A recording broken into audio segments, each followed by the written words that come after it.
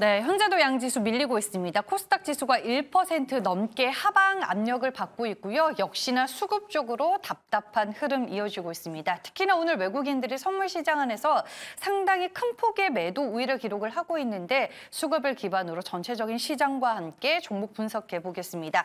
시선조 오늘은 뉴스탁의 유창희 대표와 함께합니다. 안녕하세요. 안녕하십니까. 네, 일단 수급 얘기부터 하자면 오늘 지금 기준으로 외국인들이 선물 시장에서 10,000개 넘게 팔고 있습니다. 이게 지금 미국의 금리 급등 혹은 미국의 대선 불확실성 이런 것들이 좀 시장에 반영이 되고 있는 건지 어떻게 봐야 될까요? 복합적으로 작용하는 것이 아닌가 생각을 좀 하고 있어요. 사실은 어저께 미국 증시가 나스닥은 0.8% 정도 상승을 하긴 했습니다만은 S&P 500이라든지 러셀 지수를 본다면 그렇게 좋지 못했거든요. 러셀 지수는 한 1% 가까운 하락을 보여줬고 S&P 500도 감고학 정도 흐름이었습니다. 사실 그러다 보니까 일부 기술주만 상승했다라고 보시면 돼요. 근데 그 기술주가 상승한 것도 결국에는 미 국채 금리가 올랐는데 이들 기업은 현금이 많다. 그래서 오히려 금리 인상이 좋다. 해석이 되면서 오른 것도 일부 있거든요. 그러니까 한마디로 금리 인상은 미국도 그렇게 좋은 뉴스는 아니다 생각하고 있고요. 우리나라 증시가 이제 이러한 영향이 좀 일부 있다 생각하고 있고요. 또 하나는 어저께 미국 국채 금리가 장기물 위주로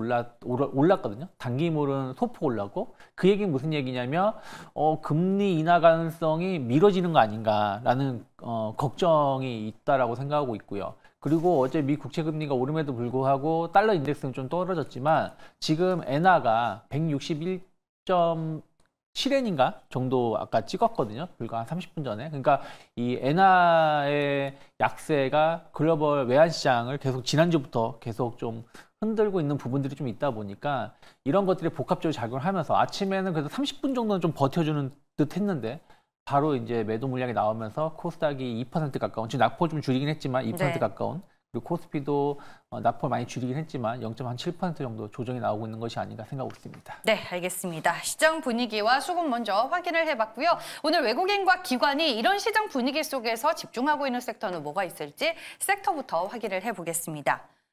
네, 앞서서 저희가 이슈 추적에서 다뤄봤었던 금융주들 오늘 외국인과 기관 동반 매수하고 있고요. 그 외에 반도체 전력, 제약바이오, 화장품, 반도체 중소형주가 눈에 띄고 있습니다. 바로 이제 종목으로 넘어가서 외국인과 기관이 픽하고 있는 종목 체크를 해보겠습니다.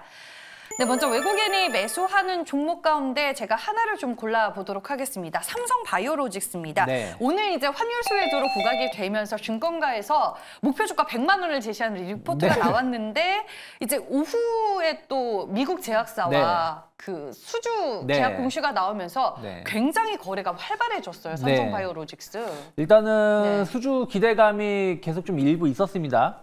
그래요? 네, 있었다가 이제 확정된 뉴스가 지금 나온 것 같아요. 그래서 한 1조 4천억 정도 규모로 나왔고 이게 작년 매출 대비해서 거의 한 40% 가까운 매출이라고 합니다. 그래서 이 부분이 이제 주가에 긍정적인 역할을 해주는 것이 아닌가. 뉴스 나오자마자 주가가 바로 최소 한 3~4% 정도 상승하고 있다 생각 좀 하고 있고요.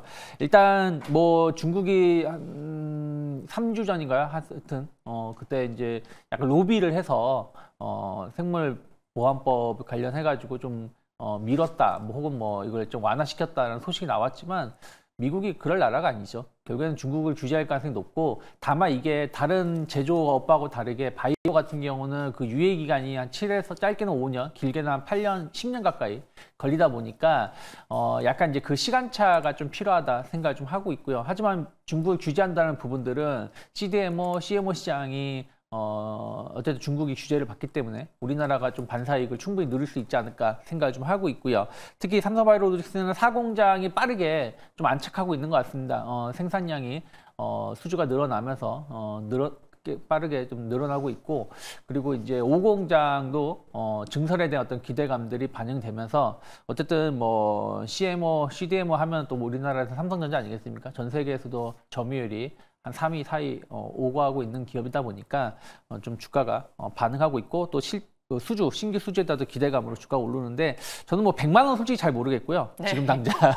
워낙에 증권사 리포트는 좀 최소 6개월에서 1년이니까요. 맞아요. 근데 최소한 지난 3월 달, 2월 달 고점 때 한 85만 원 혹은 90만 원까지는 충분히 갈 수 있는 반전은 좀 마련하고 있는 것이 아닌가 생각하고 있습니다. 그러니까 추가 상승은 가능해 보인다라는 네. 말씀이신 거죠. 네. 100만 원까지는 모르겠지만 일단 삼성 바이오로직스 어제 오늘 흐름이 상당히 좋고 여기에서 추가 상승 흐름까지 기대해 볼 수 있다라고 투자 의견을 주셨습니다.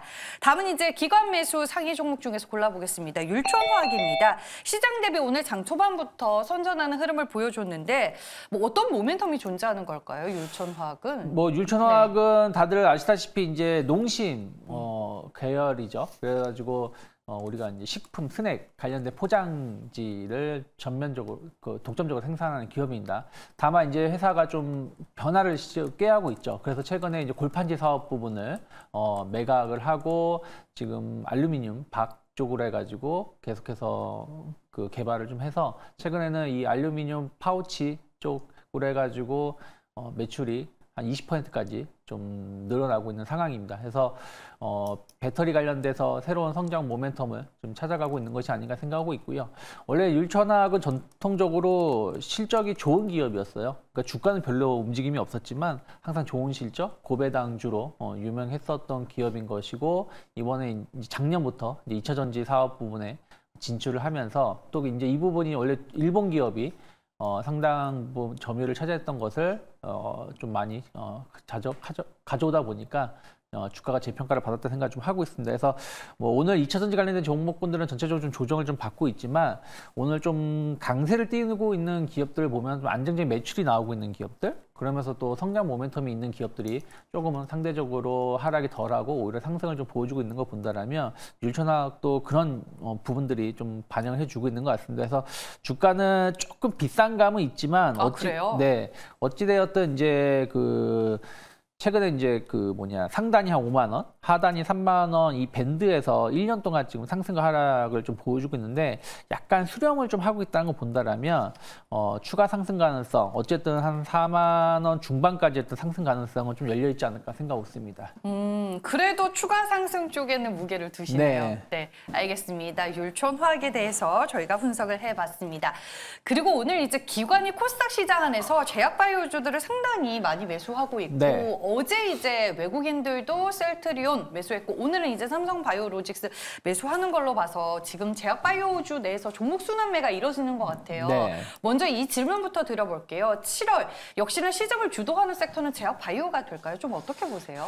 7월 제약바이오, 사실은 제약바이오주가 다 좋은 건 아닌데 네. 6월 한 달 동안도 나쁘진 않았어요. 알테오젠이 비록 30만 원 터치 못했지만 29만 8,500원까지 상승하기도 했었고요. 그리고 뭐 리가켄바이오, 오스코텍 이런 기업들 좋았고요. 또 오늘도 뭐 팩트론 같은 경우는 빠지지 않고 상승하고 있거든요. 그러니까 네. 바이오주들이 전체적으로 좋았었고 또 지금은 또 좋을 수 있는 것이 뭐 확정된 건 아니지만 7월달 FOMC 이후에 9월 금리 인하에 대한 어떤 기대감들? 그럼 보통 이제 바이오주들은 약간 찬바람 불 때, 늦여름이나 초가을부터 좀 연말까지 상대적으로 좀 주가가 상승하는 패턴을 보였는데 올해는 조금 더 그 시기가 좀 빨라질 수 있다는 어떤 기대감들이 좀 있고요.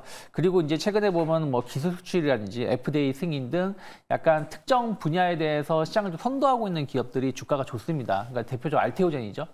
정맥 주사를 피하 주사로 좀 전환시킬 수 있는 기술, 그리고 리가켄바이오, 뭐 ADC 시장에서의 어떤 그 기술 수출이라든지 시장을 선점하고 있다는 부분들, 또 비록 HLB는 실패를 했지만, 실패했다가 표현은 아니고 약간 밀리긴 했지만 유한양행이 지금 8월달 FDA 승인에 대한 어떤 기대감이 유한양행하고 오스코텍의 주가를 좀 끌어올리고 있다 보니까 그런 부분들에 좀 이슈가 있는 기업들, 페트론도 마찬가지죠.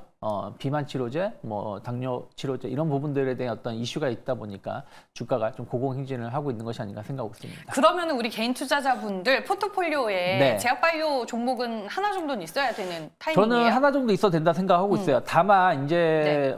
많이 올라서 좀 부담스럽다 느끼실 수 있어요. 하지만 제가 보기에는 조정은 크게 안 나오고 네. 다시 또 2차, 3차 상승을 할 수 있다고 생각하고 있기 때문에 많이 올랐으니까 좀 안 오는 종목 사야지 하는 것보다는 기존의 시장을 주도했었던 종목을 중심으로 해서 좀 조정이 나온다라면 분할 매수 관점을 접근하는 게 맞지 않을까 판단하고 있습니다. 네, 알겠습니다. 그러면 오늘 기관이 제약바이오 사고 있는 가운데 코스닥에서 매수하고 있는 종목 퓨처캡을 보겠습니다. 네. 어제 이제 이상엽 이사가 네. 그 제약바이오조 안에서 탑픽으로 꼽고 갔는데 네. 오늘 이제 주가가 잘 가가지고 네. 제가 한번 넣어봤어요.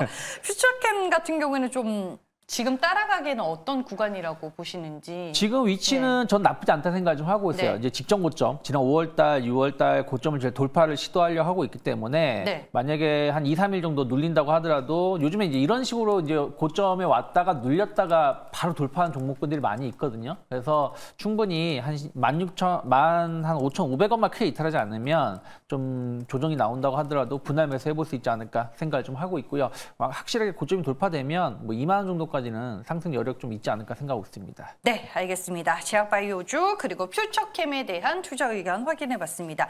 그리고 이제 다음은 유니셈이 있습니다. 칠러와 스크러버 성장에 따른 최선호주로 시장에서 거론이 되고 있는 네. 종목인데 이 부분에 대해서 동의를 하시는지. 일단 네. 유니셉은 이제 스크러버 관련해서는 안정적인 매출을 보여주고 있어요. 스크러버가 뭐냐면 이제 뭐 태양광이랑 반도체, 뭐 디스플레이 이런 것을 생산할 때 여기 유기 되게 안 좋은 가스가 나오거든요. 이제 이러한 것을 다 포집해주는 제품이라고 보시면 되겠고요. 근데 이 부분과도 이제 지금 칠러가 좀 주목을 받고 있는 거죠. 칠러가 이제 쉽게 생각하면 건물에 냉각 시스템을 가동하기 위해서 들어가는 제품이라고 보시면 될 것 같아요. 최근에 LG전자가 이 부분이 좀 이슈가 되면서 주가가 올라왔었죠. 그래서 칠러 시장이 계속 확대될 수 있다는 부분들, 특히 이제 AI 데이터 센터가 늘어날수록 이 냉각 시스템이 중요해지다 보니까 칠러 시장이 좀 증가할 수 있는 부분들이 좀 있고, 특히 유니셈 같은 경우는 반도체라든지 디스플레이 중요한 어떤 그 온도 관리에 들어가는 제품들을 공급을 하고 있기 때문에 충분히 수혜를 입을 수 있다 생각 좀 하고 있어요. 그리고 이 반도체가 고난도 제품으로 바뀌면서 온도 제어가 상당히 중요해지고 있거든요. 그래서 그 부분에 대해서 어떤 성장 모멘텀 감안한다라면 최근에 이제 이쪽에 대해서 이슈가 되면서 올라오는 것이고, 네. 오늘도 이제 어쨌든 고점 돌파를 이제 지난 4월달, 6월달, 7월달 해서 돌파하는 거기 때문에 이게 돌파가 된다라면, 물론 이제 기술적으로만 말씀드려서 죄송하지만 일단 지금은 뭐 기업 분석도 회사도 나쁘지 않다는 전제하에 지금 기술적으로 좀 중요한 자리를 돌파하고 있다는 걸 본다라면 뭐 한 15,000원까지는 충분히 7월 중에 상승 여력은 있지 않을까 생각하고 있습니다. 네, 전고점 돌파 가능성에 대해 얘기를 해주셨습니다. 시장이 흔들리는 가운데서도 유니셈은 오늘 전고점을 돌파했다라는 점에서 상당히 의미 있게 볼 수 있을 것 같습니다. 네, 종목들 이제 다 분석을 해봤고 총 8개 후보 종목 가운데 유창희 대표가 탑픽으로 꼽는 종목은 오늘 뭘까요? 네, 근데 약간 이제 안정적인 종목으로 좀 은행주를 좀 뽑아봤습니다. 네. 그래서 신한지주를 좀 가지고 나왔는데 사실은 뭐 4대 금융지주 2분기 순이익이 한 6% 정도 개선될 거로 지금 전망을 좀 하고 있습니다. 특히 큰 역할을 해주는 게, 물론 최근에는 주가가 좀 하락을 했지만 홍콩 H지수가 저점 대비 많이 올라왔거든요. 그래서 이와 관련된 리스크가 1분기에 선제적인 대응을 좀 했고, 최근에 증시가 상승을 해서 뭐 추가적으로 이쪽 관련된 손실 리스크는 적지 않을까 저는 생각을 좀 하고 있고요. 아직 확정된 건 아니지만 저는 미국이 결국 9월달 금리 인하 가능성이 높다 생각하고 있고요. 9월달 금리 인하 못하면 올해 금리 인하 거의 실패한다라고 봐야 되기 때문에요. 그래서 9월달 금리 인하를 한다라면 아마도 우리나라도 순차적인 금리 인하 가능성이 높고, 그러면 아무래도 재정 건전성, 일반 가계, 기업의 이런 대출 이런 부분들이 좀 완화되는 부분이 있다 보니까 그런 거에 따라서 충분히 은행주들이 실적이 더 개선될 수 있다라고 생각하고 있고요.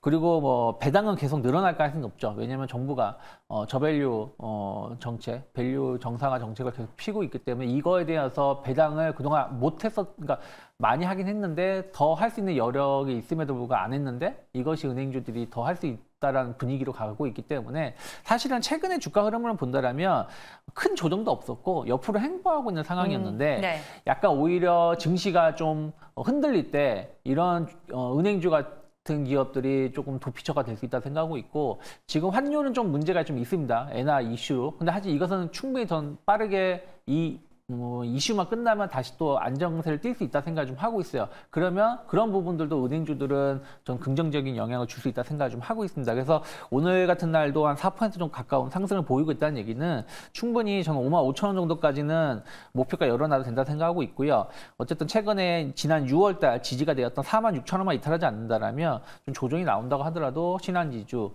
충분히 분할 매수해볼 수 있지 않을까 생각하고 있습니다. 목표 주가는 55,000원 맞나요? 네, 55,000원. 네, 알겠습니다. 금융주의 좋은 시장 환경에 대해서 말씀을 해주셨고 신한지주를 오늘 탑픽으로 꼽아주셨습니다. 시선주는 요스타기 요창희 대표와 함께했습니다. 고맙습니다. 고맙습니다.